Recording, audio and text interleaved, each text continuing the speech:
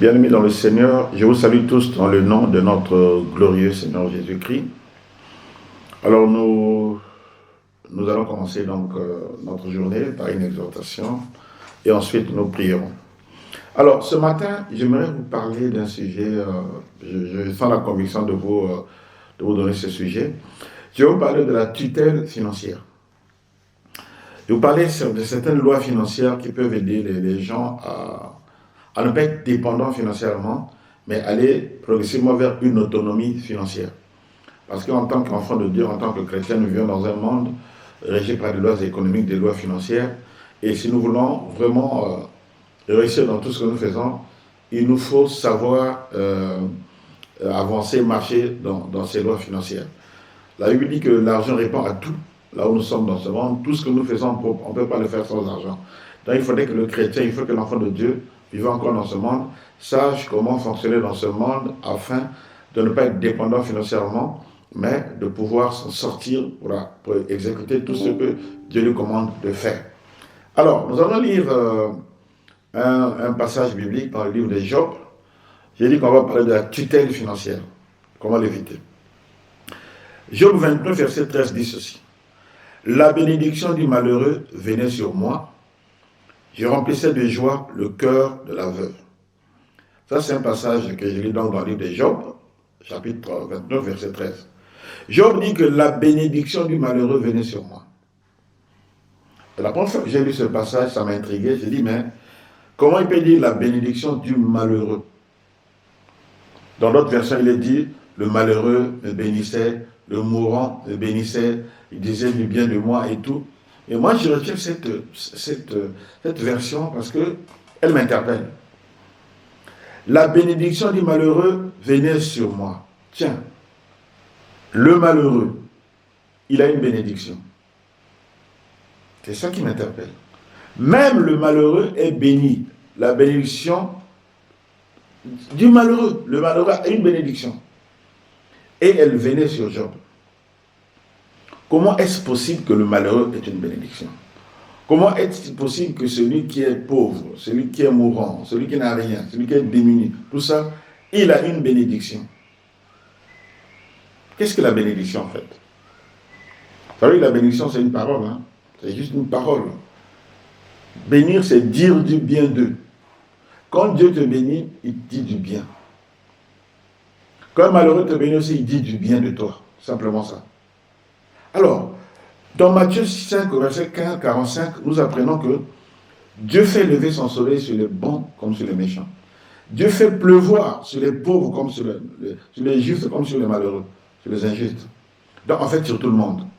Ça veut dire que même Dieu fait pleuvoir sur les malheureux. Dieu fait pleuvoir sur les pauvres. Dieu fait pleuvoir sur les justes. Mauvais ou bons, injustes ou justes. Dieu donne sa bénédiction à tout le monde. Même le malheureux, le pauvre que tu vois là, Dieu l'a béni. Mais pourquoi il demeure pauvre? Et pourquoi cette bénédiction venait sur Job? Pourquoi c'est Job qui recevait la bénédiction du malheureux? Alors, en lisant le même passage, Job 29, du verset 12 à 17, vous allez vous rendre compte que il y a beaucoup de choses que je ne vais pas lire, je n'ai pas le temps. Il y a beaucoup de choses que Job faisait. Il aidait la veuve, il aidait le pauvre, il aidait les orphelins, il prenait la cause du faible et tout. Il se présentait devant la justice pour les malheureux, il défendait la cause de l'orphelin et tout. Il faisait du bien. Il aidait les gens, il soignait les malades. Donc, Job investissait dans l'humain. Job investissait dans l'humain. Job faisait du bien à l'humain. Pendant que je méditais ce passage, ça m'a interpellé la parabole du semeur, où une semence tombait sur la bonne terre. Et le Seigneur m'a dit, la bonne terre dont on parle, c'est l'humain. Lorsque tu sèmes dans la vie des gens, tu es en train de s'aimer sur la bonne terre. S'aimer sur les cailloux, c'est s'aimer sur les futilités. S'aimer sur les pierres, c'est s'aimer sur les problèmes futiles de la vie. Dans l'adultère, dans l'immoralité, dans des choses, bref, qui ne font pas avancer la cause humaine. Donc, lorsque tu t'occupes des malheureux, lorsque tu t'occupes des pauvres, lorsque tu t'occupes des orphelins, qu'est-ce qui se passe? leur bénédiction vient sur toi. Ils te bénissent. Pourquoi ils te bénissent? Parce qu'il a quelque chose. Parce que Dieu lui a donné. Quand quelqu'un te dit que Dieu te bénisse, qu'est-ce qu'il est en train de dire? Il demande à Dieu de prendre ce qu'il lui a donné lui, de le mettre à ta disposition parce que tu as bien voulu l'aider. Quand tu dis à quelqu'un je te bénis, tu es en train de dire à Dieu que ma part de bénédiction, faisons profiter aussi à cette personne. Et ça marche. Hein? Dans le monde spirituel, ça marche. Parce que quand tu le fais, tu insures les réalités spirituelles d'intervenir dans la vie de cette personne. Et donc, une part de ce que Dieu t'a donné revient à cette personne. Et voilà pourquoi vous allez constater que certaines personnes sont toujours bénies, celles qui font du bien aux autres. Vous allez constater dans une famille, celui qui fait du bien à tout le monde, il est toujours béni. Pourquoi? Eh bien parce que les autres se sont mis sous tutelle. La tutelle financière, c'est-à-dire que tu es jugé comme si tu n'es pas apte encore à jouir de ta bénédiction. Et qu'est-ce qui se passe? Tu te mets sous tutelle. C'est comme si une autre personne qui reçoit ta part pour venir te donner toi. Alors que ça, tu peux l'éviter. Tu n'as pas besoin que d'autres personnes t'apportent ce dont tu as besoin, ce qui est déjà à toi, ce qui t'appartient, que Dieu t'a déjà donné.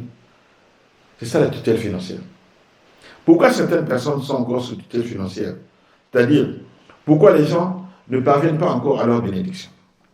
Pourquoi les gens n'ont pas accès à leur bénédiction alors que la parole a été prononcée sur eux? Alors que Dieu a fait lever son soleil sur eux? Alors que Dieu a fait pleuvoir sur eux? Pourquoi ils n'accèdent pas encore à leur bénédiction? Il y a plusieurs raisons. Hein? Je ne veux pas condamner les gens, mais il y a plusieurs raisons que nous allons examiner qui font que les gens sont encore sous tutelle financière. Bon, la première raison, c'est les temps et les circonstances. Parce qu'ils sont dans des temps et les circonstances certainement favorables.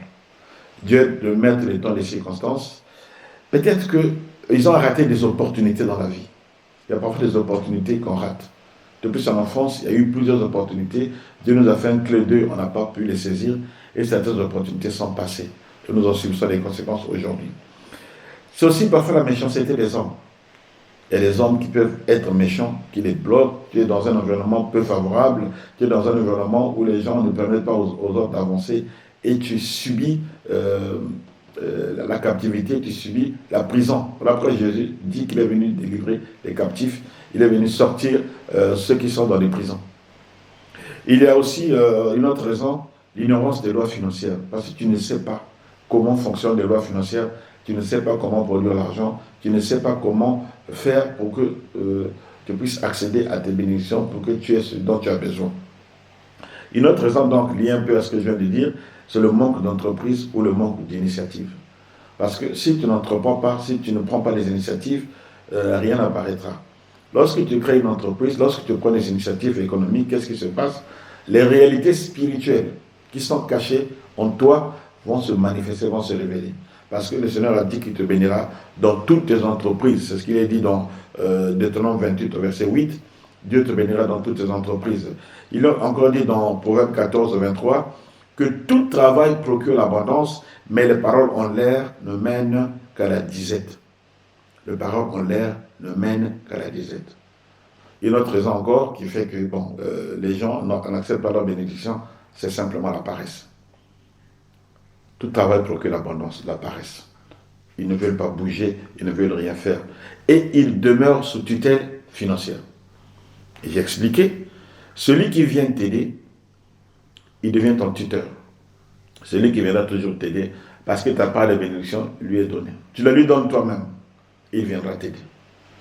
Et Dieu valide cela. Parce qu'il est dit dans Proverbe 19, verset 7, Proverbe 19, verset 7, que celui qui a pitié du pauvre prête à l'Éternel, qui le lui rendra selon son œuvre. Si tu as pitié du pauvre, tu as prêté à Dieu, et Dieu te le rendra. Dieu te le rendra. C'est-à-dire que ce qui devait revenir à l'autre, Dieu te le donne pour que tu puisses l'aider, puisque tu as décidé de leur faire du bien. Ecclésiaste dit dans chapitre 11, verset 1, « Jette ton pain sur la face des eaux, car à le temps, tu le retrouveras. » Ce que tu donnes toujours, tu le retrouveras. Tu le retrouveras. Voilà, bien aimé, rapidement expliquer cette situation de tutelle financière. Bon, maintenant, je ne vais pas terminer sans dire comment il faut s'en sortir. Comment sortir de la tutelle financière, je l'ai déjà dit. il faut connaître, il faut apprendre à entreprendre. Entreprendre, prendre des initiatives financières ou économiques, c'est juste trouver le moyen de manifester la réalité économique qui est en vous. Parce que Dieu vous a déjà béni. Le soleil se lève pour tout le monde. Dieu fait pleuvoir sur tout le monde. La grâce de Dieu est sur vous. Lorsque vous entreprenez, vous recommandez votre travail, vos œuvres à Dieu, Dieu va manifester ce qui est en vous par des accomplissements matériels, économiques et tout ça. Entreprenez, prenez des initiatives, faites quelque chose. Je dis souvent aux gens, aujourd'hui, si quelqu'un ne veut pas te recruter, te donner du travail, crée ton propre emploi. Commence petit, ne te gêne pas. Commence par quelque chose de petit. Même si tu vas à l'école, commence par entreprendre, faire des choses. Et tu verras la réalité spirituelle qui est en toi se manifester, se révéler. Autre chose, il faut aussi faire du bien. Parce que lorsque on fait du bien aux gens, on fait tourner sa bénédiction et on a accès aussi à d'autres grâces, d'autres bénédictions. Dieu aussi va te donner parce que tu prêtes aux pauvres. Tu prêtes aux pauvres, tu prêtes aux malheureux et soutenir l'œuvre de Dieu. Vous savez, quand vous soutenez l'œuvre de Dieu, vous donnez à Dieu. Vous prêtez à Dieu. Quand vous soutenez l'œuvre de Dieu, c'est comme si vous voulez avoir accès à la bénédiction de Dieu. C'est comme si vous voulez mettre Dieu sous tutelle. Dieu est capable de s'en sortir, envoyer même des caisses d'argent pour faire son œuvre. Mais il passe par les hommes. Donc celui qui aide Dieu, c'est comme s'il veut prendre Dieu sous tutelle. Alors qu'est-ce que Dieu fait? Attends, tu veux me montrer quoi? Que toi tu peux me mettre sous tutelle? Qu'est-ce qu'il fait? Il te le rend au centuple pour te montrer qu'il est Dieu. Il te donne 100 fois plus que ce que tu as investi. Voilà pourquoi ceux qui financent les œuvres de l'Église, tout ça là, les serviteurs de Dieu, ils sont toujours bénis. J'ai discuté avec une nièce qui me dit, oh, tantôt ceux qui ne donnent pas leur dîme sont maudits, c'est la dîme qui bénit. J'ai dit non. La dîme, ce n'est qu'une infime partie de ce que l'on peut donner à Dieu. Gloire à Dieu pour ceux qui donnent régulièrement leur dîme. Gloire à Dieu pour ceux qui donnent régulièrement des offrandes dans les églises. Mais ce n'est pas que la dîme. C'est parce que tu donnes à Dieu que tu es béni. C'est parce que tu donnes à Dieu en fait. Et la dîme, ce n'est qu'une partie. Parce qu'il y en a qui donnent leur dîme, ils disent, bon, j'ai tout donné, je donne plus. Non. Il faut parfois donner au-delà de la dîme. Il y en a qui donnent plus leur dîme et qui répondent à tous les besoins qui se présentent à eux. Et quand ils calculent, parfois c'est 20%, 30%, 50% de leur revenu. Ils ne calculent pas, mais ils donnent pour que l'œuvre de Dieu avance. Pour que l'œuvre de Dieu avance. C'est ça qui bénit. Quand tu donnes à Dieu, tu le rends centuple. L'apôtre Paul nous a appris dans le livre de Corinthiens que celui qui moissonne, qui sème abondamment, moissonnera abondamment aussi. Il faut apprendre à donner, il faut apprendre à semer financièrement dans l'œuvre de Dieu et tu vas moissonner. Donc, commence à donner. Vous commencez à sortir de la tutelle financière. Voilà mon exhortation de ce matin. Et je vais prier pour vous, pour que vous sortez de la tutelle financière. Prions. Seigneur Dieu de gloire, je te bénis encore de ce que tu m'as convaincu de donner cet enseignement. Je te prie de protéger cette parole. Je te prie de protéger cette parole afin qu'elle ne soit pas mal comprise. Je te prie de couvrir cette parole sous ton sang précieux afin que le diable ne vienne pas insuffler des pensées mauvaises concernant cette parole. Je prie, Père de gloire, que tu donnes à celui qui m'écoute, celui qui va écouter cet enseignement, de sortir de toute tutelle financière. Convainc le Père de gloire, donne-lui ta sagesse, ton intelligence financière, afin que lui aussi commence à entreprendre, commence à agir et qu'il sorte de toute tutelle financière. Je condamne toute méchanceté dans sa vie. Toute méchanceté dans sa vie. Je condamne toute captivité dans sa vie au nom de Jésus. Je condamne tout emprisonnement de ses finances dans sa vie au nom de Jésus-Christ.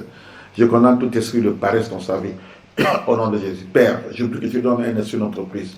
Je prie, Père de gloire, que tu lui donnes de rencontrer des temps et des circonstances favorables, donne des opportunités sur notre Dieu de gloire.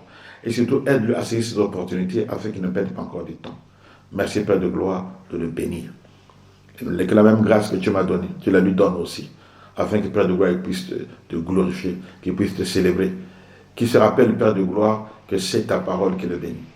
Afin qu'il soit, Père de gloire, aussi quelqu'un, un dispensateur de tes grâces dans ta maison, pour soutenir l'œuvre dans laquelle il travaille, pour soutenir l'Église, pour soutenir les serviteurs de Dieu, pour soutenir, Père de gloire, les pauvres, les malheureux, les orphelins, les veuves. Qu'il en soit ainsi, dans le nom de Jésus, ainsi prié. Amen. Amen, que le Seigneur vous bénisse. Bonne journée chez vous. Que la grâce de Dieu donc demeure sur vous encore aujourd'hui. Qu'aucun fléau ne s'approche de votre vie aujourd'hui. Que toute âme forgée contre vous soit sans effet et que toute langue qui se lève contre vous soit condamnée maintenant dans le nom de Jésus-Christ. Je prie que votre part de soleil, vous l'obtenez. Je prie que votre part de grâce, aujourd'hui, vous l'obtenez. Je prie que votre part de pluie, parce que Dieu a fait pleuvoir sur votre vie, vous l'obtenez. Que la grâce descende sur vous. Merci, nous nous retrouvons encore demain à 5h30. Amen.